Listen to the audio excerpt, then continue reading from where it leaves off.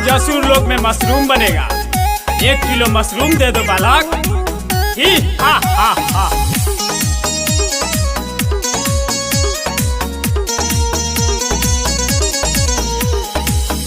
भैया सर पे बनौले रहा तो कबहू समाज के हम जाई ना खिलाओ।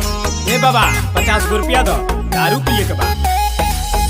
भैया सर पे बनौले रहा तो कबहू समाज के हम जाई ना खिलाओ। फॉलो करो पंकज भगत जाई के जरूर हो।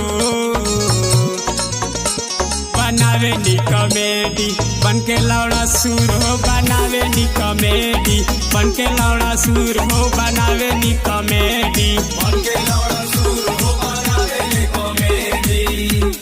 चंदा दो तड़ाक दे। ही हा हा हा हा हा।